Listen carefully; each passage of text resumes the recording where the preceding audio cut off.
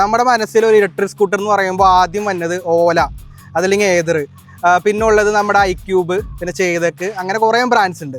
അപ്പോൾ അങ്ങനെയുള്ള ബ്രാൻഡ് നിൽക്കുമ്പോൾ വ്യത്യസ്തമായി ഈ ഒരു ബ്രാൻഡിലേക്ക് നിങ്ങൾ മാറാനുള്ള കാരണം പൊതുവേ ഈ വണ്ടിയുടെ റിവ്യൂസ് ഞാൻ ഒരുപാട് നോക്കി, കുറച്ച് പ്രശ്നങ്ങൾ പൊതുവെ പറയുന്നുണ്ടായിരുന്നു. പോലത്തെ വണ്ടികളൊക്കെ കുറെ പ്രശ്നങ്ങൾ എന്ന് പറയുമ്പോൾ നമുക്ക് ആദ്യം ഓർമ്മ വരുന്നത് എന്തായാലും ഞാൻ 5 കൊല്ലത്തിനുള്ളിൽ 6 കൊല്ലമാണ് അവർ പറയണത്. 5 കൊല്ലത്തിനുള്ളിൽ എന്റെ കണക്ക് വെച്ചിട്ട് നെഗറ്റീവ് എന്താണ് ഇതും കൂടി ഉണ്ടായിരുന്നുവെങ്കിൽ ആഗ്രഹിക്കുന്ന എന്താണ് ഈ വണ്ടിക്ക്? വണ്ടിയുടെ എനിക്കെന്ന് പറയാനായിട്ട് ഇതിന്റെ ഞാൻ ആദ്യം 1-2 വട്ടേ ചോദിച്ചുള്ളൂ, പിന്നീട് ഞാനതിനെ കുറിച്ച് കൂടുതൽ ചോദിച്ചു. പക്ഷെ അതിന്റെ ഒരു പ്രശ്നം എന്ന് പറഞ്ഞാൽ 1 മാസത്തോളം നമുക്ക് വണ്ടി അവിടെ കൊടുക്കണ്ടോ, 1 മാസത്തോളം വണ്ടി ഉപയോഗിക്കാൻ പറ്റാതെ നല്ല കുഴികളാണ് ചാടിയിട്ടുള്ളതൊക്കെ. Hi all, welcome back to our channel. It's me Ajaz. Greaves എന്ന ഇന്ത്യൻ ബ്രാൻഡിന്റെ സബ് ബ്രാൻഡായ ആംബിയർ എന്ന ഇലക്ട്രിക് സ്കൂട്ടറിന്റെ ഏറ്റവും പുതിയ മോഡലായ നെക്സസ് ST എന്ന ഒരു ഇലക്ട്രിക് സ്കൂട്ടറിന്റെ യൂസർ റിവ്യൂ ആയിട്ട് ഞാൻ വന്നിരിക്കുന്നത്. നിങ്ങൾക്ക് എല്ലാവർക്കും അറിയാം, നമ്മുടെ ചാനൽ യൂസർ റിവ്യൂ എന്നൊരു സെഗ്മെന്റ് നമ്മൾ ചെയ്യാറുണ്ട്.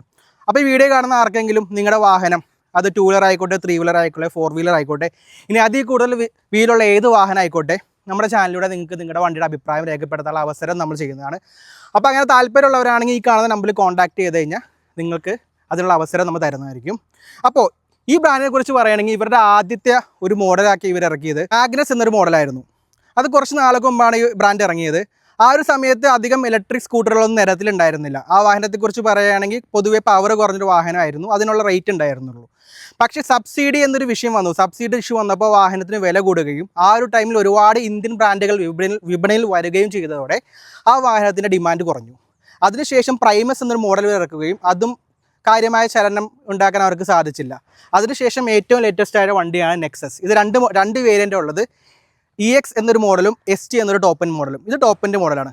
അപ്പോൾ നമുക്ക് ഈ വാഹനത്തിൻ്റെ ഉടമസ്ഥനെ വിളിച്ചിട്ട് അദ്ദേഹത്തിന് ഈ വാഹനത്തിൻ്റെ അഭിപ്രായവും കാര്യങ്ങളും എന്തൊക്കെയെന്ന് ചോദിച്ചറിയാം.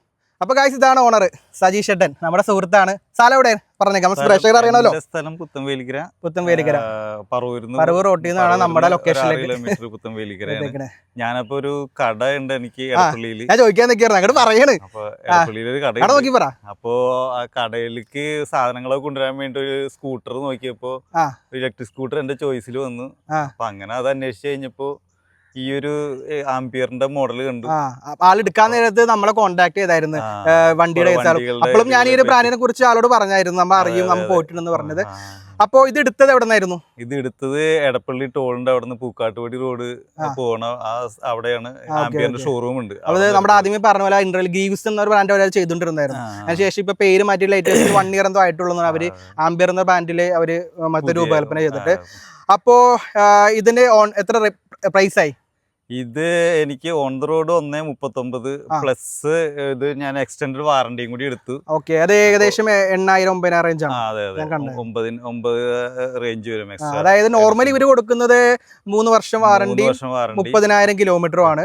അതിനുശേഷം എക്സ്റ്റൻഡ് വാറണ്ടി എന്ന് പറയുമ്പോൾ 5 വർഷം അല്ലെങ്കിൽ 75,000 കിലോമീറ്റർ ആണ് ഇതിന്റെ വാറണ്ടി കൊടുക്കുന്നത്. അത് ഉൾപ്പെടെ എടുത്തപ്പോ എത്ര വന്നു? അത് എടുത്തപ്പോ ഒരു 9 എക്സ്ട്രാ വന്നു. അപ്പൊ ടോട്ടൽ ഒരു 48,500. ഇത് ടോപ്പ് എൻഡ് മോഡല്. എങ്ങനെ ഉണ്ടായിരുന്നു ഷോറൂമിലെ ഡീലിംഗ് കാര്യങ്ങളും? ഷോറൂമിലെ ഡീലിംഗ് ഒക്കെ നല്ല ഡീലിംഗ്. ഇപ്പോഴും കോൺടാക്ട് ഉണ്ട്. ഇപ്പോഴും അവര് എന്തെങ്കിലും കാര്യത്തിനൊക്കെ എന്റെ നമ്പറാണ് അവർ റെഫറൻസ് ആയിട്ട് കൂടുതലും കൊടുക്കുന്നത്. എന്താണ് നിങ്ങളുടെ നമ്പർ കൊടുക്കാൻ കാരണം വെച്ച് കഴിഞ്ഞാൽ ഇത് ഓട്ടോ ഉണ്ട്, നല്ല ഓട്ടോ ഉണ്ട്. അപ്പൊ കിലോമീറ്റർ ഞാൻ ചോദിക്കാൻ പറയാം, എത്ര കിലോമീറ്റർ ആയി? ഇതിപ്പോ 6,300 ചില്ലാൻ കിലോമീറ്റർ ആയി. ഏകദേശം 2 സർവീസ് കഴിഞ്ഞു. 5,000 ഒരു 5,000 സർവീസ് കൂടി കഴിഞ്ഞു ലാസ്റ്റ്. അപ്പോൾ അവരിപ്പോഴും കോൺടാക്ട് ചെയ്യാറുണ്ട്. നല്ല സർവീസ് ആയിരുന്നു. പിന്നെ എനിക്ക് മാത്രമല്ല എല്ലാവർക്കും ഉള്ള ചോദ്യമായിരിക്കും, നമ്മുടെ മനസ്സിൽ ഒരു ഇലക്ട്രിക് സ്കൂട്ടർ എന്ന് പറയുമ്പോൾ ആദ്യം വന്നത് ഓല, അതല്ലെങ്കിൽ ഏതർ, പിന്നെ ഉള്ളത് നമ്മുടെ iQube, പിന്നെ ചെയ്തക്ക്, അങ്ങനെ കുറേ ബ്രാൻഡ്സ് ഉണ്ട്. അപ്പോൾ അങ്ങനെയുള്ള ബ്രാൻഡ് നിൽക്കുമ്പോൾ വ്യത്യസ്തമായി ഈ ഒരു ബ്രാൻഡിലേക്ക് നിങ്ങൾ മാറാനുള്ള കാരണം എന്തെങ്കിലും വീഡിയോ കണ്ടിട്ടാണോ? അത് ഞാൻ ഇത് അന്വേഷിച്ചപ്പോൾ ഞാൻ ഓൺലൈനിൽ കുറെ സെർച്ച് ചെയ്തു. അപ്പോൾ എൻ്റെ നമ്പറൊക്കെ ഞാൻ എല്ലാത്തിൻ്റെ ഇതിനകത്ത് അവർ ചോദിക്കും, നമ്മൾ സെർച്ച് ചെയ്യുമ്പോൾ നമ്മുടെ നമ്പർ തരും. അപ്പോൾ എല്ലാവരും വിളിച്ചു, എല്ലാവരും കോൺടാക്ട് ചെയ്തു. ഞാൻ പലതും ഷോറൂമിലൊക്കെ ചെന്ന് നോക്കി. അപ്പൊ ചെന്ന് നോക്കുമ്പോ എനിക്ക് ഒന്നാമത്തെ കാര്യം എന്ന് പറഞ്ഞാൽ ഞാൻ ഇത് എടുത്തപ്പോ തന്നെ നല്ല വെയിറ്റ് തോന്നി ഈ വണ്ടിക്ക്. വെയിറ്റ് നമ്മൾ ഓൾറെഡി നോക്കിയായിരുന്നു. എത്ര കിലോ ഉണ്ട്? ഇത് 128 കിലോ വെയിറ്റ് ഉണ്ട്. അതായത് ഇപ്പൊ ഞാൻ ഉപയോഗിക്കുന്ന സ്കൂട്ടറിന് 116 കിലോ ഉള്ളൂ എൻടോർക്കിന്. ഏകദേശം ഒരു ബൈക്കിന്റെ വെയിറ്റ് ഉണ്ട് ഇതിന്. അപ്പൊ അതൊരു ഇതായിട്ട് എടുത്തു. പിന്നെ ഞാൻ ഇതിന്റെ ബാറ്ററി സെർച്ച് ചെയ്തപ്പോ ബാറ്ററിക്ക് ഇതിന്റെ സാധാരണ ലിഥിയം അയൺ ബാറ്ററിനേക്കാളും ഇത് ലിഥിയം ഫെറസ് ഫോസ്ഫേറ്റ് എന്ന് പറഞ്ഞിട്ട് ഒരു പുതിയ ബാറ്ററിയാണ്. അപ്പൊ അതിന് ഒരു എന്താ പറയാ കുറച്ചും കൂടി ലൈഫ് ഉണ്ട്. അതുപോലെ ഹീറ്റ് ആവുന്നത് ഇല്ല. അപ്പൊ ഇപ്പൊ ഓലയൊക്കെ പോലത്തെ വണ്ടികളൊക്കെ ആകുമ്പോ കുറെ പ്രശ്നങ്ങൾ ഉണ്ടെന്ന് പറയുമ്പോൾ നമുക്ക് ആദ്യം ഓർമ്മ വരുന്നത് ബ്രാൻഡിനെ കുറിച്ച് നെഗറ്റീവായിട്ട് പറയുന്നതല്ല, നമുക്ക് ആദ്യം ഓർമ്മ വരുന്നത് കത്തിപ്പോയി അങ്ങനെയുള്ള സംഭവമാണ്. അപ്പോ ഞാൻ നോക്കിയപ്പോ ബാറ്ററിയുടെയും പ്ലസ് വെയിറ്റ് ഒക്കെ നോക്കി കഴിഞ്ഞപ്പോ പിന്നെ ഇതിന്റെ ഡിസൈൻ നല്ല ഡിസൈനാണ്. പൊതുവെ ഇലക്ട്രിക് സ്കൂട്ടറിനുള്ള ഒരു പ്രശ്നമാണ് ഡിസൈന്റെ പ്രശ്നം. എത്ര ആകുമ്പോ സെറ്റപ്പ് ആണ്. ഓലയാകുമ്പോ എന്ന് പറഞ്ഞു കഴിഞ്ഞാൽ ഒരു ചെറിയൊരു വണ്ടിയാണ്. അപ്പൊ ഇത് നോക്കുമ്പോ കുറച്ചുകൂടി വലിപ്പമുണ്ട്, സീറ്റിംഗ് കപ്പാസിറ്റി ഉണ്ട്, സ്പേസ് ഉണ്ട്, അത്യാവശ്യം അതിനെ കുറിച്ച് നമുക്ക് പറയാം. സ്പേസ് ഉണ്ട്, എല്ലാം ഉണ്ട്. അപ്പൊ നോക്കിക്കഴിഞ്ഞപ്പോ എനിക്കൊരു ബെറ്റർ ഓപ്ഷൻ ആയിട്ട് ഇത് തോന്നി, അങ്ങനെ എടുത്താണ്. എനിക്ക് ഇതുവരെ 6000 കിലോമീറ്റർ ഓടിയിട്ട് ഇതുവരെ എനിക്ക് വേറെ കസ്റ്റമർ റിവ്യൂ ആണ്. പൊതുവേ ഈ വണ്ടിയുടെ റിവ്യൂസ് ഞാൻ ഒരുപാട് നോക്കിയപ്പോൾ അങ്ങനെ ആരും പറഞ്ഞിട്ടില്ല. ഇപ്പൊ പഴയ മോഡൽസിൽ കുറച്ച് പ്രശ്നങ്ങൾ പൊതുവെ പറയുന്നുണ്ടായിരുന്നു. അപ്പോഴും ആളുകൾ പറയുന്നത് പുതിയൊരു മോഡൽ ഇറങ്ങിയിട്ടിട്ട് ഇതിന്റെ റിവ്യൂ ഒന്നും കാണുന്നില്ലെന്നുള്ള മറുപടിയാണിത്. അപ്പൊ എനിക്ക് ചോദിക്കാനുള്ളത്, മറ്റു ഷോറൂമിൽ പോയിട്ടുണ്ടാവും മറ്റു വണ്ടികളുടെ ഡീറ്റെയിൽസ് നോക്കാൻ വേണ്ടി? ഐക്യൂബിന്റെയും ഇതിന്റെയൊക്കെ ഞാൻ പോയി. ഐക്യൂബ് നമ്മുടെ അടുപ്പള്ളി തന്നെയാണ് പോയത്? അല്ലല്ല, പറവൂരാണ് പോയത്. പറവൂര് പോയി. അപ്പൊ അവിടെ പോയപ്പോ എനിക്ക് അത് നെഗറ്റീവായിട്ട് തോന്നുന്ന വെയിറ്റ്, ഞാൻ അത് എടുക്കുമ്പോൾ ഒട്ടും വെയിറ്റ് ഇല്ല. ആ ഒരു വെയിറ്റിന്റെ ഒരു കുഴപ്പം മാത്രമേ എനിക്ക് തോന്നി. പിന്നെ ബാറ്ററി, ഈ പറഞ്ഞ ബാറ്ററിയുടെയും വില എത്രയായിരുന്നു നിങ്ങൾ ചോദിച്ച സമയത്ത്? വില ഞാൻ കറക്റ്റ് ആയിട്ട് ഓർക്കണില്ല. ഇതിൽ കൂടുതലാണല്ലോ, ഇതിൽ കൂടുതലാണ് വില. ടോപ്പിന്റെ മുകളിൽ അന്ന് നിങ്ങൾ പറഞ്ഞത് എനിക്ക് 160 റേഞ്ച് ഉണ്ടായിരുന്നു. വില കൂടുതലാണ്. വിലയുടെ അല്ല ഞാൻ നോക്കിയത്, മെയിൻ ആയിട്ടും കൂടുതലും ബാറ്ററിയും ഇതുകളുമാണ് നോക്കിയത്. നമുക്ക് സാധനങ്ങൾ കൊണ്ടുവരാനും പിന്നെ ആൾക്ക് കടയായോണ്ട് നമുക്ക് അത്യാവശ്യം സാധനങ്ങൾ ഫ്രണ്ടിൽ കയറും. അതായത് ഓലക്കായാലും ഏതൊരു സ്പേസ് വരുന്നില്ല, സ്പേസ് ഉണ്ട്. അപ്പൊ ഈ വണ്ടിക്ക് കമ്പനി 136 ആണ് റേഞ്ച് പറയുന്നത്. അപ്പൊ ഇത്രയും കിലോമീറ്റർ ഓടിച്ച ഒരാളെന്ന നിലക്ക് എത്ര റേഞ്ച് കിട്ടുന്നുണ്ട്? റേഞ്ച് എങ്ങനെയായാലും ഒരു 110 മേളിൽ എനിക്ക് എന്തായാലും റേഞ്ച് കിട്ടും. നമുക്ക് ഇതിന് എത്ര മോഡ് ഉണ്ട്? ഇതിന് മോഡ് ശരിക്കും 4 മോഡാണ്. റിവേഴ്സും ഉണ്ട്. റിവേഴ്സും ഉണ്ട്. ഓക്കെ. ഈ 4 മോഡല് ഏറ്റവും എക്കോ ആണല്ലോ. എക്കോയിലായിരിക്കും ഒരു 136 പറയുന്നത്. ഇപ്പൊ നോർമലി ഏത് മോഡലാണ് താങ്കൾ പോവാറ്? ഞാൻ സിറ്റി മോഡലാണ്. സിറ്റി മോഡല് ടോപ്പ് സ്പീഡ് എത്ര അവർ പറയുന്നത്? സിറ്റി മോഡൽ ടോപ്പ് സ്പീഡ് 65 ആണ്. അപ്പൊ നമ്മൾ ഏകദേശം 50-55 പോകും. 50 അത്രേ പോവാറുള്ളൂ. അതിൽ കൂടുതൽ പോവാറില്ല. ഞാൻ അധികം സ്പീഡിൽ പോകുന്ന ആളല്ല, അതുകൊണ്ട് ഞാനിത് ശരിക്കും പവർ മോഡ് യൂസ് ചെയ്യാറേ ഇല്ല. പവറിൽ എന്തോ ടോപ്പ് എൻഡ് 80 ആ റേഞ്ച് വരുന്നുണ്ടെന്നാണ് നമുക്ക് അറിവ്. അപ്പൊ ആ ഒരു 55 കിലോമീറ്റർ സ്പീഡിൽ പോകുമ്പോൾ നിങ്ങൾക്ക് ഒരു 110 കിലോമീറ്റർ റേഞ്ച് വരുന്നുണ്ട്. അല്ല, 55 കിലോമീറ്റർ പോകുമ്പോൾ അത്രയും കിട്ടില്ല, 85 കിട്ടുള്ളൂ. എക്കോ മോഡിൽ പോകുമ്പോഴാണ് 110 മേളിൽ എന്തായാലും കിട്ടുന്നുണ്ട്. കാരണം നമ്മളിത് കിലോമീറ്റർ നോക്കുമ്പോൾ അറിയാം നമുക്ക്. ഇപ്പൊ ആവറേജ് എത്ര കിട്ടുന്നുണ്ട്? ആവറേജ് ഓട്ടത്തില് ഞാൻ ശരിക്കും എനിക്ക് ഫുള്ള് ഓട്ടം വന്നിട്ടില്ല. ഞാൻ ഒരു 60-70 കിലോമീറ്റർ ഒക്കെ മാക്സിമം ഞാൻ യൂസ് ചെയ്തിട്ടുള്ളൂ. അതിനുശേഷം ചാർജിങ് ശേഷം ഞാൻ എല്ലാ ദിവസവും ചാർജിങ്ങിൽ ഇടേണ്ടി വരും എനിക്ക്. കാരണം ഞാൻ എല്ലാ ദിവസവും 50 കിലോമീറ്ററിന് മേളില് ടു സൈഡ് 50 കിലോമീറ്ററിന് മേളിൽ എന്തായാലും ഓടും. മിനിമം 52 കിലോമീറ്റർ മിനിമം ഓടുന്നതാണ് വണ്ടിയാണ് എല്ലാ ദിവസവും. അപ്പൊ ഇതിന്റെ കേസ് പറഞ്ഞപ്പോൾ എനിക്ക് ചോദ്യം പറയുന്നത്, സർവീസ് കഴിഞ്ഞ വണ്ടിയാണല്ലോ, 2 സർവീസ് കഴിയുമ്പോൾ സർവീസ് കോസ്റ്റ് എങ്ങനെ വരുന്നുണ്ട് വണ്ടിക്ക്? സർവീസ് കോസ്റ്റ് ഫസ്റ്റ് സർവീസിന് കോസ്റ്റ് ഇല്ല. സെക്കൻഡ് സർവീസ് വരുമ്പോ ഒരു ടാക്സ് അടക്കം 1100 ചില്ലാൻ രൂപ.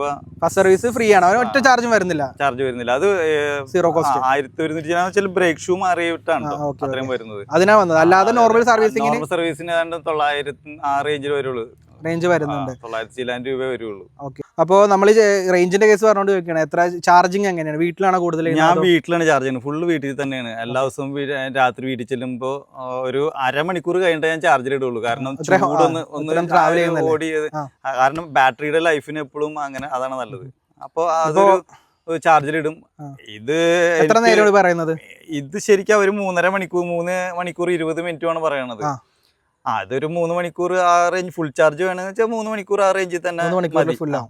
അപ്പൊ നിങ്ങൾ ഇങ്ങനെ നൈറ്റ് ഇങ്ങനെ കുത്തിയിട്ടിട്ടാണോ? കുത്തിയിട്ട് കട്ട് ഓഫ് ആയിക്കോളും ഓട്ടോമാറ്റിക്. അപ്പൊ അങ്ങനെ ചില ആൾക്കാർക്ക് ഉള്ള പൊതുവെ ഒരു സംഭവമാണ്, നമ്മൾ നൈറ്റ് വണ്ടി കുത്തിയിട്ട് പൊട്ടിത്തെറിക്കും. അങ്ങനെ ഇത് ഇപ്പത്തെ കാലഘട്ടത്തിൽ അങ്ങനെയൊന്നുമില്ല. അതിനെ പ്രതിരോധിക്കാനുള്ള സംഭവങ്ങളൊക്കെ എല്ലാം ചെയ്തിട്ടുണ്ട് എന്നാണ് എന്റെ ഒരു വിശ്വാസം. കാരണം കട്ട് ഓഫ് ആയിക്കോളും. രാവിലെ ആകുമ്പോഴേക്കും 100% ചാർജ് ആയിക്കോളും. രാവിലെ ഞാൻ പകല് ചാർജ് ചെയ്തിട്ടുണ്ട്. രാവിലെ ചില സമയത്ത് രാത്രി ഓൺ ആക്കാൻ മറന്നു. ഇന്നിപ്പോ രാവിലെ ഞാൻ 6:30 ആയപ്പോഴാണ് ചാർജ് ചെയ്തിട്ടത്. വരാൻ നേരത്ത് ഒരു 9 മണി ആയപ്പോഴേക്കും ഫുൾ ചാർജ് ആയി. ഫുൾ ചാർജ് ആയി. കാരണം ഒരു 20% ബാലൻസ് ഉണ്ടായിരുന്നു. ഉണ്ടായിരുന്നു. അപ്പൊ കാരണം 2.5 മണിക്കൂർ 2:35 ആ സമയം കൊണ്ട് അത് ഫുൾ ചാർജ് ആയി. അപ്പോൾ ഇനി ചോദിക്കുകയാണെന്ന് പറഞ്ഞു കഴിഞ്ഞാൽ ഇതിന് മുമ്പ് ഉപയോഗിച്ചത് പെട്രോൾ വണ്ടിയാണല്ലോ, എനിക്ക് അറിയാവുന്നതുകൊണ്ട് യൂണിക്കോൺ ആണ് ഉപയോഗിച്ചത്. അതിന് ഡെയിലി ഇപ്പോൾ ലുലുവിലല്ല വർക്ക് ചെയ്തിരുന്നത്, ഡെയിലി വരുമ്പോൾ എത്ര ഒക്കെ അടിക്കേണ്ടി വരുമായിരുന്നു? ഡെയിലി ഏകദേശം ഒരു 100 രൂപ വരുമായിരുന്നു. എന്റെ പക്ഷെ യൂണിക്കോണിന് അത്യാവശ്യം മൈലേജ് ഉണ്ടായിരുന്നതുകൊണ്ട് അത്രയും വരില്ല.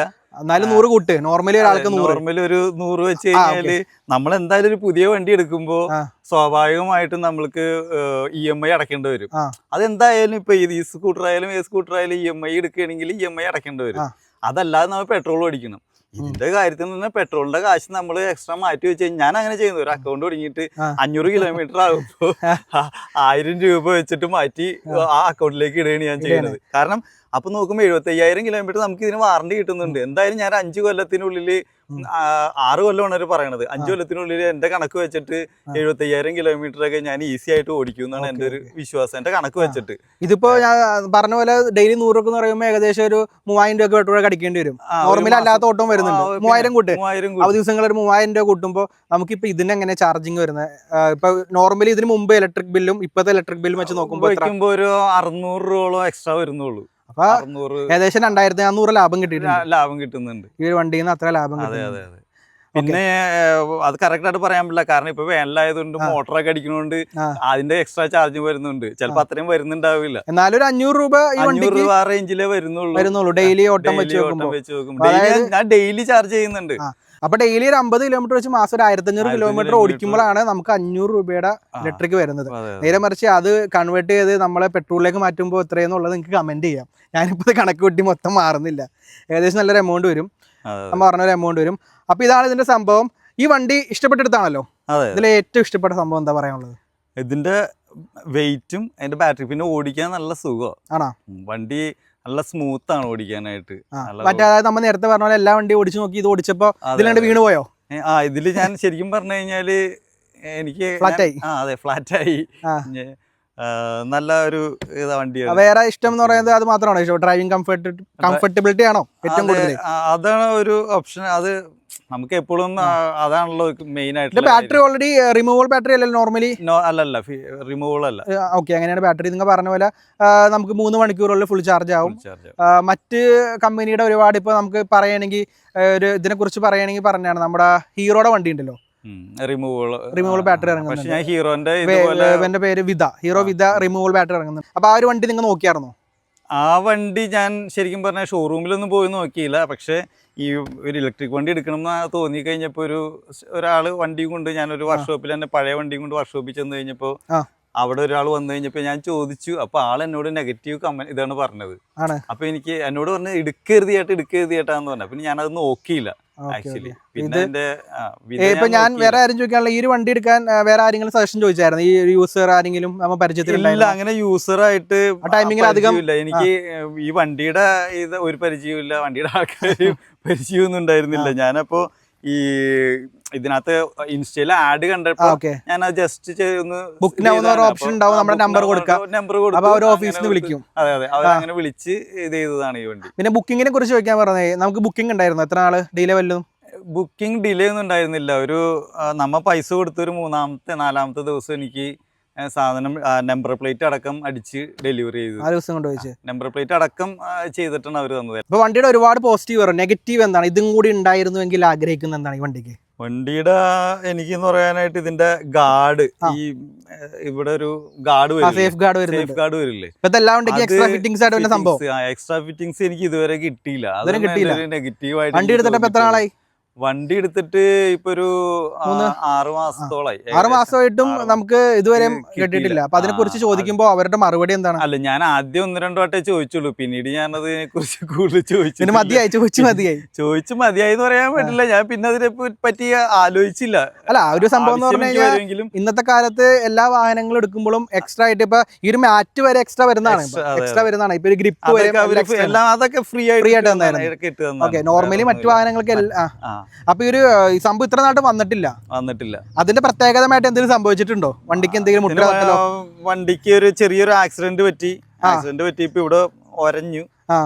അത് ബാക്കിൽ എന്തോ വണ്ടി ബാക്കിൽ വന്ന് വണ്ടി എന്നോട് പറഞ്ഞായിരുന്നു. ഇവിടെ ഈ ഒരു സൈഡിൽ വന്നിട്ട് ബാക്കിൽ വന്നിട്ട് ഒരു വണ്ടി നമ്മുടേതല്ല തെറ്റത്തിലുണ്ട് ഒരാൾ വന്നിട്ട് കുത്തിയില്ലേ. അതെ നമ്മുടേതല്ലാത്തൊരു തെറ്റായിരുന്നു. എന്താ സംഭവിച്ചത്? നിർത്തിയിട്ടേക്കണ വണ്ടിയായിരുന്നു. സംഭവിച്ചത് ഇവിടെ നിർത്തിയിട്ടേക്കണ വണ്ടിയായിരുന്നു. അപ്പൊ ബാക്കിൽ വന്നിട്ട് ആൾ ഇടിച്ച് ഈ ലൈറ്റ് പോയി, ഈ ലൈറ്റ് ഓക്കെ, ഇത് പോയി, ഈ കവർ പോയി. കവർ അത് മൊത്തത്തിൽ മാറ്റി തന്നിട്ടമ്മ. കവർ അവര് മാറ്റി. പക്ഷെ അതിന്റെ ഒരു പ്രശ്നം എന്ന് പറഞ്ഞാൽ ഒരു മാസത്തോളം നമുക്ക് വണ്ടി അവിടെ കൊടുക്കണ്ടോ, ഒരു മാസത്തോളം വണ്ടി ഉപയോഗിക്കാൻ പറ്റാതെയായി.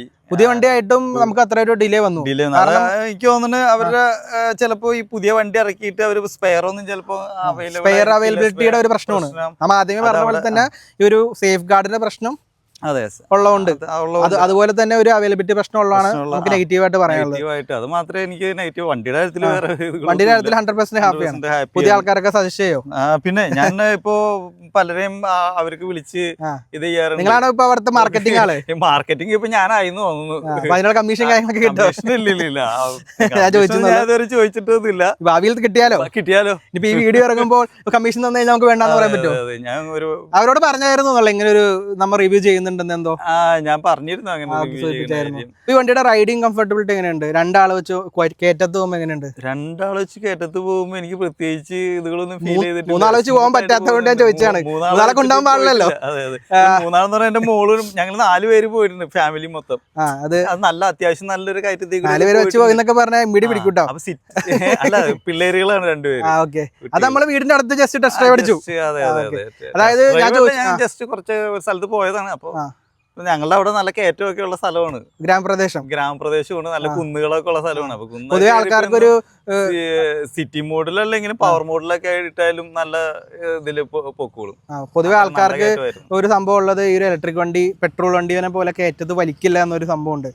അങ്ങനെയൊന്നുമില്ല. ഈ സംഭവം ഓടിച്ചു നോക്കി എനിക്ക് മനസ്സിലാവും. കാരണം നമ്മളിത് ഓണാക്കണ പോലെ നമുക്ക് മനസ്സിലാവും, അറിയില്ല മൂത്തായിട്ടും. പിന്നെ ശബ്ദവും കാര്യങ്ങളൊന്നും ശബ്ദമില്ല. അപ്പൊ റൈഡിങ് എല്ലാം ഓക്കെയാണ്. സസ്പെൻഷൻ എങ്ങനെയുണ്ട്? സസ്പെൻഷനൊക്കെ നല്ല. കുഴി ചാടിയിട്ടുണ്ടോ? കുഴിയിലൊക്കെ ചാടിയിട്ടുണ്ട്. എങ്ങനെയുണ്ട് കുഴി ചാടിയിട്ട്? കുഴിന്ന് കയറുമ്പോ എങ്ങനെയുണ്ട്? കേറുമ്പോഴൊക്കെ കുഴപ്പമൊന്നുമില്ല. നല്ല കുഴികളാണ് ചാടിയിട്ടുള്ളതൊക്കെ. നമ്മുടെ പോണ റൂട്ടിലെ കുഴികൾ കുറയുണ്ടോ? പിന്നെ കുഴികളില്ലാത്ത റോഡല്ല, റൂട്ട് പണി നടന്നുകൊണ്ടിരിക്കണ പറവൂർ റൂട്ടില് നിറയെ കുഴികളാ ഹൈവേ. അപ്പൊ കുഴികളൊക്കെ മൂടാൻ നമുക്ക് പറയാല്ലേ. ഒരുപാട് പേർക്ക് ഒരുപാട് അപകടങ്ങളൊക്കെ കുഴിയിൽ വരുന്നുണ്ട്. കണക്ട് ചെയ്ത് പറഞ്ഞാണ്. കൂടുതലും സ്കൂട്ടേഴ്സിനാണ് പ്രശ്നങ്ങൾ വരാറ്. ഒരു ടയർ ചെറുതായതുകൊണ്ട്. പിന്നെ നല്ല കുഴികളാ, ചെറിയ, അതായത് അധികം വ്യാസമില്ലാത്ത ചെറിയ നല്ല ആഴത്തിലുള്ള സ്ഥിരം റൂട്ട് പോകുന്നവർക്ക് ഇപ്പൊ നമുക്കായാലും ചേട്ടനായാലും സ്ഥിരം പോകുമ്പോ കുഴി എവിടെയാണെന്ന് വളവിടുന്നത് കറക്റ്റ് അറിയാം. അറിയാതെ ഒരാൾ ഫസ്റ്റ് വരുമ്പോഴാണ് കുഴി ചാടുന്നതും പ്രശ്നങ്ങളും എല്ലാം വരുന്നത്. അപ്പൊ കുഴിയൊക്കെ പെട്ടെന്ന് നടക്കാം. ഒരുപാട് ജീവനുകൾ മാത്രമല്ല, വണ്ടിയുടെ കാര്യത്തിലും ഒരുവിധം അതിൽ കൂടെ വന്ന സ്ഥിരം വന്ന വണ്ടികളുടെ കാര്യത്തിലും ഒരുവിധം തീരുമാനമൊക്കെ ആവും കുറച്ചാൾ വേണ്ടി കഴിഞ്ഞ് കഴിഞ്ഞാൽ. ഓക്കെ, അതൊക്കെയാണ് പറയാനുള്ളത്. പിന്നെ ഈ വണ്ടിയുടെ ഡീറ്റെയിൽസ് പറയുകയാണെങ്കിൽ ഇതിൽ ഇങ്ങോട്ട് പറയുകയാണെങ്കിൽ ഒരുപാട് സംഭവങ്ങൾ കൊടുത്തിട്ടുണ്ടല്ലോ. ഇവിടെ സ്വിച്ചുകൾ ഒരു വെറൈറ്റി സ്വിച്ചാണ്. മറ്റേ ഇലക്ട്രിക് സ്കൂട്ടർ പോലെയല്ല. ഇതിനെല്ലാം ഇതെല്ലാം പഠിക്കാൻ തന്നെ കുറച്ച് ദിവസം പിടിക്കും. പഠിച്ചു കഴിഞ്ഞാൽ നമ്മളുടെ കൈ വഴങ്ങൂല. കൈ ഒരു ആദ്യമൊക്കെ നമ്മൾ വിചാരിക്കും ഇത് ഭയങ്കര പാടാണല്ലോ എന്ന് വിചാരിക്കും. ഇത് റിവേഴ്സിന്റെ സംഭവം. ഇത് റിവേഴ്സ്. മോഡ് സെലക്ട് ചെയ്യണ ഏതായിരുന്നു ഇതിനകത്ത്? മോഡ് സെലക്ട് ചെയ്യുന്നത് ഇതാണ് മോഡ്. വണ്ടി ഓണാണോ? ഓണായോ? വണ്ടി ഓണായിട്ടുണ്ട്. ഹലോ യൂസർ പേരൊന്നും കാണിക്കൂലേ? പേരൊന്നും ഇത് ചെയ്തിട്ടില്ല. ഇത് കാണിക്കുന്നത് ഇപ്പൊ 63% ബാറ്ററി ലെവൽ ഉണ്ട്. 6390 കിലോമീറ്റർ ഓടിയിട്ടുണ്ട്. ബ്ലൂടൂത്ത് എല്ലാം ഓൾറെഡി ഇപ്പൊ എല്ലാ വണ്ടിക്കും ഉണ്ടല്ലോ. നമുക്കത് എടുത്ത് പറയേണ്ട ആവശ്യമൊന്നുമില്ല. പേർ ചെയ്തിട്ട് ഓടിച്ചിട്ടുണ്ടോ? നാവിഗേഷൻ ഇട്ടിട്ട് ഞാൻ ഓടിച്ചിട്ടുണ്ട്. കൃത്യമായിട്ട് പറയുന്നുണ്ടോ? ഗൂഗിൾ മാപ്പിനെ പോലെ ഗൂഗിൾ മാപ്പൊക്കെ ശബ്ദം ഉണ്ടാവും ഇതിനകത്ത്? ഉണ്ടാവുമല്ലോ. ശബ്ദം ഉണ്ടാവില്ല. ഇല്ല. ഓക്കെ, നമുക്ക് കാണിക്കും, സിഗ്നൽ കാണിക്കും, റൈറ്റ് ലെഫ്റ്റ് എല്ലാം കാണിക്കും. പിന്നെ ഇത് റിവേഴ്സ് മോഡ് അല്ലേ? ഇത് റിവേഴ്സ് മോഡ്. ഇത് റിവേഴ്സിന്റെ ഹസാർഡ്. ഇത് ഹോം സംബന്ധം. ഹോം ബട്ടൺ ആണ്. ഇത് ഹോം ബട്ടൺ അതിന്റെ. ഓക്കെ, പിന്നെ ഹോൺ ഉണ്ട്, ബ്രൈറ്റ് ഉണ്ട്, ഇൻഡിക്കേറ്ററിന്റെ സംഭവം ഉണ്ട്. ഇതല്ല നമ്മുടെ സ്റ്റാർട്ടിംഗ് കിൽ സ്വിച്ച്. ഇത് സ്റ്റാർട്ടിംഗ്. ഇത് മോഡ് ആയിരിക്കും അല്ലേ? മോഡ്. ഈ സംഭവം ഇതൊന്നും മനസ്സിലാവുള്ളൂ. കുറെ സംഭവം കട്ടിങ് കൊടുത്തു. ഇത് ഇതിന്റെ ഈ സ്ക്രീൻ മാറ്റുന്നതാണ് ഇതൊക്കെ. ഓക്കെ, ഇതിന്റെ സ്പേസ് എങ്ങനെയുണ്ട് നമുക്ക് നോക്കിയാലോ? സ്പേസ് നോക്കാലോ. അപ്പൊ അവര് വേറെ ഫുൾ ഫേസ് ഹെൽമെറ്റ് വരെ നമുക്ക് ഇതിനകത്ത് വെക്കാൻ വെച്ച് നോക്കിയിട്ടുണ്ടോ? ഞാൻ ഹെൽമെറ്റ് ഇതിനകത്ത് വെക്കുന്നത് വെക്കാറ്. അപ്പൊ ഇതിനകത്ത് ഇപ്പൊ എന്തൊക്കെ ഉണ്ട്? ഇതിനകത്ത് മാറ്റി കഴിഞ്ഞാൽ ബാക്കി ഇത്തരം സാധനങ്ങളും ഹെൽമെറ്റും ഇതിനകത്ത് വെച്ചാലും പിന്നെയും സൈഡിലൊക്കെ സ്ഥലം ഉണ്ടാവും. ഒരുപാട് സ്പേസും കാര്യങ്ങളും ഉണ്ടല്ലേ? ഒരുപാട് സാധനങ്ങൾ ഇതിനകത്ത് ഇരിപ്പുണ്ട്. അപ്പൊ ഉപകാരമാണ് സംഭവം ഉപകാരമാണ്. എനിക്ക് ആ സൈഡ് ഗാർഡും കൂടി ഗാർഡും കൂടി കിട്ടലാണ് നിങ്ങൾക്ക് വേണ്ടത്. പിന്നെ വേറെ ആരും ചോദിക്കാനുള്ളത് ഫ്രണ്ടിൽ സ്റ്റോറേജ് എന്തോ ചെറിയൊരു സ്റ്റോറേജ് കൊടുത്തിട്ടുണ്ടല്ലോ. ചെറിയ സ്റ്റോറേജ് ഉണ്ട്, ചാർജിങ് ചെയ്യാൻ ചാർജിങ് പോർട്ട് ഉണ്ട് ഇവിടെ, മൊബൈൽ ചാർജിങ് പോർട്ട് ഉണ്ട്. അതുണ്ട്, മൊബൈൽ ചാർജിങ് പോർട്ട് വരുന്നുണ്ട്. ഇപ്പൊ മൊബൈൽ ഇതിനകത്ത് ഇട്ടിട്ട് ചാർജ് ചെയ്യാം, അതിനകത്ത് മൊബൈൽ ചാർജ് ചെയ്യാൻ വെക്കാം. അപ്പൊ കട്ടറ വലിയ കട്ടറ ചാടായിരുന്നു കുഴപ്പമൊന്നുമില്ല. അതിന് ആഴമുണ്ട്, നല്ല ആഴമുണ്ട്, കുഴപ്പമൊന്നുമില്ല. പിന്നെ ഇത് നോർമലി ഇപ്പൊ നമുക്ക് കവറൊക്കെ തൂക്കിയിട്ട് എല്ലാ വണ്ടിക്കും വരുന്നുണ്ട്. ചാർജിങ് അവിടെയാണ്, ഇത് ചാർജിങ് സ്ലോട്ട് ഇതല്ലേ വണ്ടിയുടെ. ഓക്കെ, അപ്പൊ ഇതൊക്കെയാണ് പറയാനുള്ളത്. അപ്പൊ വേറെ കാര്യം ചോദിക്കാൻ പറയാം, അന്ന് നമുക്ക് ചെറിയൊരു മുട്ടിലുണ്ടായില്ലേ? ആ മുട്ടിലുണ്ടായ സമയത്ത് പൈസ ഒന്നും വന്നില്ലല്ലോ, നമുക്ക് ഇൻഷുറൻസ് ഒക്കെ ക്ലെയിം ചെയ്ത് നമുക്ക് ആ ഒരു ഡിലേ മാത്രമാണ് പറയാനുള്ളത്. കൂടാതെ വേറെ ഏതെങ്കിലും വാഹനങ്ങൾ വീട്ടിലേക്ക് ഇറക്കിലെടുക്കാൻ നോക്കുമ്പോ ഇലക്ട്രിക് എടുക്കോ അതോ പെട്രോൾ എടുക്കോ? അല്ല, ഇപ്പോഴത്തെ അവസ്ഥയിൽ സ്കൂട്ടർ എടുക്കാൻ നോക്കുകയാണെങ്കിൽ ഇലക്ട്രിക് എടുക്കുള്ളൂ. ഞാനിത് എടുത്തതെന്ന് വെച്ച് കഴിഞ്ഞാൽ കൂടുതലും എനിക്ക് അത്രയും ഓട്ടം ഉണ്ട്. അപ്പൊ അത്രയും ഓട്ടം ഉള്ളത് കൊണ്ട് എനിക്ക് എന്തായാലും ലാഭമാണ് ഈ സാധനം, ഇലക്ട്രിക് സ്കൂട്ടർ. ഓട്ടം ഉള്ളവർക്ക് എന്തായാലും ലാഭമാണ്. ഒരു 50 കിലോമീറ്റർ ഒക്കെ ഓടുന്നവനൊക്കെ സുഖമായിട്ട് ഒരു പെട്രോൾ ഡെയിലി അത്യാവശ്യം ഓട്ടം ഉണ്ടെങ്കിൽ, അപ്പൊ ഓട്ടം കുറവുള്ളവർ എടുത്തു കഴിഞ്ഞാൽ ഓട്ടം കുറവുള്ളവർക്ക് ശരിക്കും പറഞ്ഞാൽ ലാഭമാണ്. പക്ഷെ അത് സമയം എടുക്കും. അല്ല, ഇപ്പോഴത്തെ അവസ്ഥയിൽ ഒരു സ്കൂട്ടർ 125cc എടുക്കണമെങ്കിൽ ഏകദേശം 1,30,000 20,000 രൂപയൊക്കെ പെട്രോൾ സ്കൂട്ടറിന് വരുന്നുണ്ട്. ആ ഒരു റേറ്റിംഗിൽ സ്റ്റാർട്ടിങ്ങിൽ ഇപ്പൊ ഇത് കിട്ടും, ഇതാണ് ലാഭം പറയണേ. കാരണം അതിനുശേഷം നമ്മൾ ആദ്യമേ പറഞ്ഞ പോലെ ഡെയിലി 100-150 രൂപയ്ക്ക് പെട്രോൾ അടിക്കണം. ആ ഒരു എമൗണ്ട്, അതായത് പെട്രോൾ അടിക്കുന്ന പൈസ കൊണ്ട് നമുക്ക് EMI മെയിൻ്റനൻസ് കുറച്ച് ഒരു 2-3 വർഷം കഴിഞ്ഞ് പിന്നെ മെയിൻ്റനൻസ് സ്റ്റാർട്ട് ചെയ്യാം. ഇത് കഴിഞ്ഞാൽ പിന്നെ മെയിൻ്റനൻസും സ്റ്റാർട്ട് ചെയ്യും. അപ്പൊ മെയിൻ്റനൻസിന് പെട്രോൾ വണ്ടീനേക്കാളും കുറവ് പൈസ ഇതിന് വരുള്ളൂ. നോർമലി പറയുകയാണെങ്കിൽ പെട്രോൾ അടിക്കുന്ന കാശ് ഉണ്ടെങ്കിൽ EMI അടയ്ക്കാം. അതായത് എക്സ്ട്രാ, മറ്റേതാകുമ്പോൾ EMI അടയ്ക്കണം, പെട്രോളിന്റെ പൈസ വരും. ഇതൊക്കെ പറയാനുള്ളത്. അപ്പോൾ ലൈറ്റിന്റെ വിസിബിലിറ്റി നോക്കുകയാണെങ്കിൽ ഇത് LED അല്ലേ? വൈറ്റ് ലൈറ്റ് ആണ്, ബാക്കും LED ലൈറ്റ് വരുന്നത്. എങ്ങനെയുണ്ട് വിസിബിലിറ്റി കാര്യങ്ങൾ? നൈറ്റ് വിസിബിലിറ്റി ഒക്കെ നല്ല ഉണ്ട്. ഇപ്പൊ രാവിലെ ഇപ്പത്തെ അവസ്ഥയിൽ രാവിലെ മഞ്ഞൊക്കെ ഉണ്ടല്ലോ വീട്ടില്, നമ്മ അങ്ങോട്ടൊന്നും പോകണ്ട. അപ്പൊ ആ രാവിലെ സമയത്ത് മഞ്ഞത്ത് ഓടിക്കുമ്പോ എങ്ങനെയുണ്ട്? മഞ്ഞത്ത് അങ്ങനെ രാവിലെ എനിക്കറിയില്ല, ഇവിടുന്ന് വീട്ടിൽ ചെല്ലുമ്പോ തന്നെ രാത്രിയാ. ഓക്കെ, ചോദിച്ചുള്ളൂ. അപ്പൊ അത്യാവശ്യം വിസിബിലിറ്റി കാര്യങ്ങളെല്ലാം ലൈറ്റിനുണ്ട്, രാത്രി ആയാലും കുഴപ്പമൊന്നുമില്ല. വേറെ ചോദിക്കാനുള്ളത് സേഫ്റ്റിയുടെ കേസ് നോക്കുകയാണെങ്കിൽ എങ്ങനെയുണ്ട് ബ്രേക്കിംഗ് ഒക്കെ? സേഫ്റ്റിയുടെ കേസ് ബ്രേക്ക് ഒക്കെ ഫ്രണ്ട് ഡിസ്ക് ആണ്, ബാക്ക് ഡ്രം അല്ലേ? കോമ്പി ബ്രേക്ക് ആണ്, അതായത് ബാക്കും ഒരേ സമയം. പെട്ടെന്ന് എന്തെങ്കിലും പിടുത്തം പിടിക്കേണ്ടി വന്നിട്ടുണ്ടോ ഇപ്പത്തെ അവസ്ഥയിൽ? വന്നിട്ടുണ്ട്, പലവട്ടം വന്നിട്ടുണ്ട്. ഹൈവേ കൂടിയല്ലേ പോകുന്നത്. അപ്പൊ ആ ഒരു പിടുത്തം എങ്ങനെയുണ്ടായിരുന്നു? പിടുത്തമൊക്കെ നല്ല കറക്റ്റ് ഇതിൽ കിട്ടിയിട്ടുണ്ട്, ഇതുവരെ കിട്ടിയിട്ടുണ്ട്. ഇനിയും കിട്ടട്ടെ അല്ലേ? ഇനിയും കിട്ടണേ. ബ്രേക്കിംഗ് ഒന്നും കുഴപ്പമൊന്നുമില്ല. പിന്നെ ഈ ഇറക്കത്തൊക്കെ എങ്ങനെയുണ്ട്? ഇറക്കത്തൊക്കെ കുഴപ്പമില്ല. ഇതിന് പിന്നെ ഒരു സേഫ്റ്റി ഫീച്ചർ എന്ന് പറഞ്ഞു കഴിഞ്ഞാല്, ഇപ്പൊ ഇറക്കത്ത് റിവേഴ്സ് ഓൺ ആണെങ്കിൽ റിവേഴ്സ് പോവില്ല, ബാക്കിലേക്ക് ഒരു പോവില്ല. നമ്മള് കൈവിട്ടാലും റിവേഴ്സ് പോവില്ല. പിന്നെ ഈ ബ്രേക്കിൽ ചെറുതായിട്ടൊന്ന് ഇത് ചെയ്താലും മാത്രമേ ആ റിവേഴ്സ് നമുക്ക് ഇത് ചെയ്യാൻ പറ്റുള്ളൂ. പിന്നെ ഇതിന്റെ സൈഡ് സ്റ്റാൻഡ് ഇട്ട സമയത്ത് വണ്ടി ഓൺ ആവില്ല. നോർമലി ഇപ്പൊ എല്ലാ വണ്ടിക്കും ടെക്നോളജി ആക്കിയിട്ടുണ്ട്, കാരണം അത് നല്ലൊരു കാര്യമാണ്. അല്ലെങ്കിൽ പോണ വഴിക്ക് സ്റ്റാൻഡ് കെട്ടി എനിക്ക് സൈഡ് സ്റ്റാൻഡ് അങ്ങനെ ഇട്ടതുകൊണ്ട് ഹെൽമെറ്റ് വാണിംഗ് കാര്യങ്ങളൊക്കെ ഇപ്പൊ കാണിക്കണ്ടാവും. നോർമലി അത് കാണിക്കും, ഡിസ്പ്ലേയിൽ കാണിക്കും. അപ്പൊ ഏകദേശം 10ൽ എത്ര മാർക്ക് വണ്ടിക്ക് കൊടുക്കാൻ പറ്റും? 10ൽ ഒരു 9.5 മാർക്കും കൊടുക്കാം. ഇപ്പൊ ഈ അരമാർക്ക് പോയത് അതിന്റെ ഇതിന്റെ ഒരു പ്രശ്നങ്ങളാണ്. സ്പെയർ അല്ല, ഗാർഡിന്റെ ആക്സസറീസിന്റെ ഒരു പ്രശ്നത്തിലാണ് അരമാർക്ക് പോയത്. അതും കൂടി വന്നു കഴിഞ്ഞാൽ നമുക്കൊരു 10 മാർക്ക് കൊടുക്കാൻ പറ്റും. എന്റെ അനുഭവം, ഞാൻ 6300 ചില കിലോമീറ്റർ ഇത് ഓടി. ആ ഒരു അനുഭവത്തിന്റെ വെളിച്ചത്തിൽ പറയുകയാണെങ്കിൽ, അനുഭവത്തിന്റെ വെളിച്ചത്തിൽ പറയുകയാണെങ്കിൽ ഞാൻ ഹാപ്പിയാണ്. ഓക്കെ, അപ്പൊ അതാണ് പറയാനുള്ളത്. ഇനി ഭാവിയിൽ ഏതെങ്കിലും വണ്ടിയൊക്കെ എടുക്കുമ്പോൾ നമ്മളെ തന്നെ സമീപിക്കണം കേട്ടോ. അപ്പോൾ 6000 സംതിങ് കിലോമീറ്റർ ഓടിയ ഈ ഒരു വ്യക്തിയുടെ അഭിപ്രായമാണ് ആള് പങ്കുവെച്ചത്. ഇപ്പോൾ റീസെൻ്റ്ലി ഈ ഒരു വണ്ടിയുടെ റിവ്യൂവിന് വേണ്ടിയിട്ട് ഞാനിങ്ങനെ കുറച്ച് ഗൂഗിളൊക്കെ തപ്പി, യൂട്യൂബിലും തപ്പി. ഇപ്പോൾ പൊതുവെ ഒരു നെഗറ്റീവ് ഉണ്ടായിരുന്നു. അപ്പോൾ ഞാൻ ഓൾറെഡി സംസാരിച്ചായിരുന്നു. പൊതുവെ ആളുകൾ ഈ വാഹനത്തിൻ്റെ റിവ്യൂ ആരും പറഞ്ഞിട്ടില്ല. ഇനി മുമ്പത്തെ വാഹനത്തെക്കുറിച്ച് ഒരുപാട് നെഗറ്റീവ് ഉണ്ടായിരുന്നു. അപ്പോൾ ഈ ഒരു വാഹനത്തിന് ഈ ഒരു വ്യക്തി 100% സാറ്റിസ്ഫൈഡ്, ഒരു 99% സാറ്റിസ്ഫൈഡ് ആണെന്ന് പറയുന്നത്. അപ്പോൾ നിങ്ങൾക്കും നിങ്ങളുടെ വാഹനത്തിൻ്റെ വിവരങ്ങൾ നമ്മുടെ ചാനലിൽ വന്നിട്ട് പങ്കുവെക്കണമെങ്കിൽ ഞാൻ ആദ്യം പറഞ്ഞ പോലെ ഈ നമ്പറിൽ കോൺടാക്ട് ചെയ്താൽ നമുക്ക് വന്നിട്ട് ഇതുപോലെ നിങ്ങൾക്ക് നിങ്ങളുടെ അഭിപ്രായങ്ങളെല്ലാം നെഗറ്റീവോ പോസിറ്റീവോ എന്ത് വേണമെങ്കിലും പറയാം.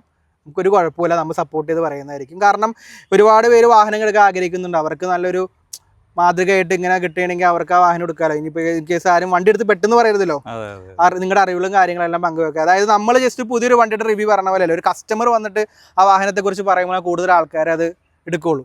അപ്പോൾ സജീഷ് കടയിൽ പോകണം, കട തുറക്കണം, അങ്ങനെ ഒരുപാട് കാര്യങ്ങളുണ്ട്. സൺഡേ ആണ്, ഒരു നല്ലൊരു സൺഡേ ആയിട്ട് നാളെ രാവിലെ വിളിച്ചിട്ട് ഞങ്ങൾ സെയിൽ അടക്കുന്ന സമയമാണ്, ആൾക്ക് കച്ചവടമുണ്ട്.